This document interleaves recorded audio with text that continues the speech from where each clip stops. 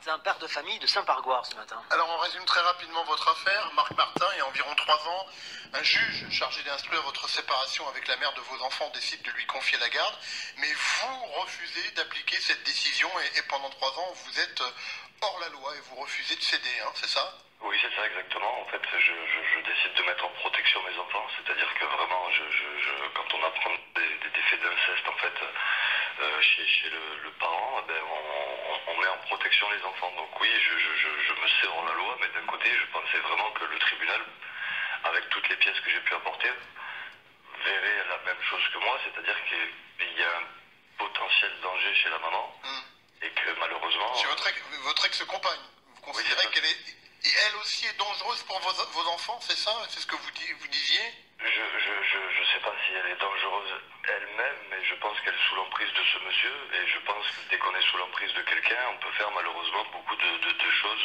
qu'on ne ferait pas en temps normal. Quand vous dites j'ai apporté, j'ai livré plusieurs pièces à ce dossier, de quoi s'agit-il exactement, Marc Martin? Du coup, en fait, c'est le... Comment ça s'appelle? J'ai apporté la plainte qu'il a, ce monsieur, pour viol aggravé et incestueux. J'ai apporté le contrôle judiciaire de ce monsieur.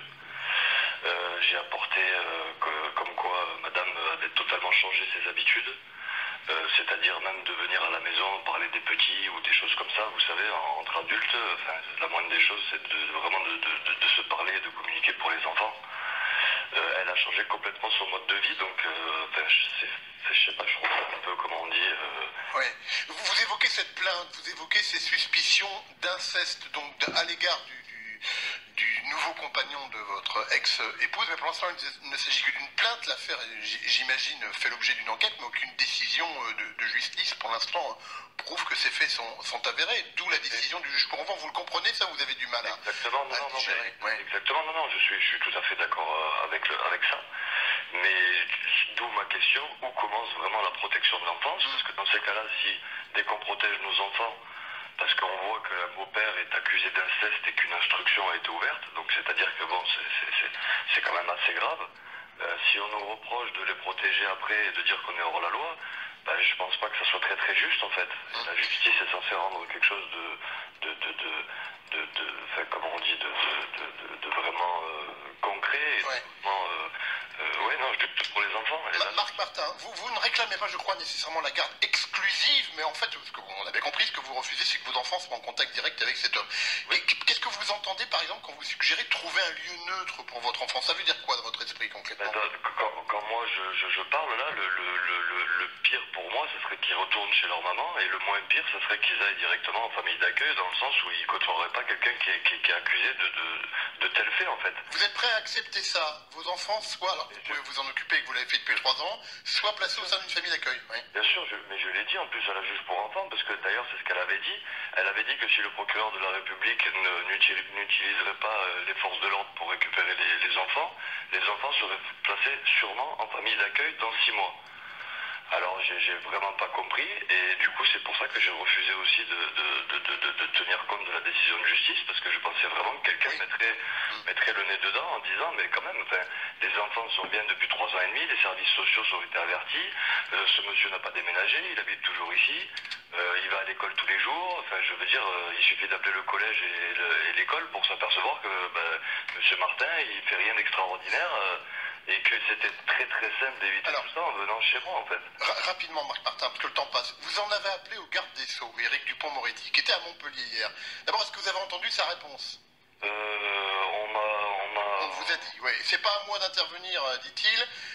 Ce monsieur, c'est une affaire complexe, il le reconnaît, Éric Dupond-Moretti, mais il dit il peut se pourvoir en cassation. C'est à la limite le seul recours dont vous disposeriez selon lui. Qu'est-ce que vous répondez au garde des Sceaux? Je lui réponds que j'aimerais bien qu'il regarde d'un peu plus près mon dossier, s'il m'écoute, ça serait merveilleux.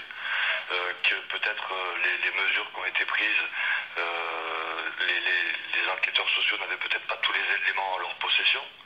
C'est-à-dire qu'il y a des faits qui se déroulent pendant que se déroule notre histoire aussi.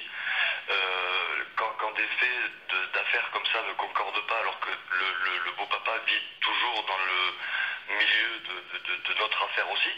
Il faudrait peut-être mettre les dossiers, vous savez, les faire concorder, c'est-à-dire de suite le faire rentrer dans le même dossier. Le garde des Sceaux, il est dans son rôle aussi quand il dit, moi je suis pas un juge, hein, il est ministre de la Justice, mais c'est au juge de trancher ça, et il sous-entend que ça a déjà été fait aussi d'une certaine manière. Donc vous avez du mal à comprendre cette position? Alors, j'ai du mal à comprendre, non, parce que c'est comme je l'ai expliqué déjà, je comprends, mais comme il y a des nouveaux éléments, je comprends pas que personne ne refasse quelque chose en fait. C'est juste dans ce sens-là, c'est-à-dire que quand on apprend que le mec est sous contrôle judiciaire, qu'il y a eu beaucoup de plaintes comme ça pour violence, que les enfants se plaignent d'avoir vu des coups il y a 3 ans sur leur maman, bon, enfin, je sais pas si ce point... Très rapidement, pour finir, vous êtes prêt à aller jusqu'où, monsieur Martin? Ah ben là, j'irai jusqu'au bout, c'est-à-dire que là, je sors de la gendarmerie hier, j'y étais pendant 2 heures.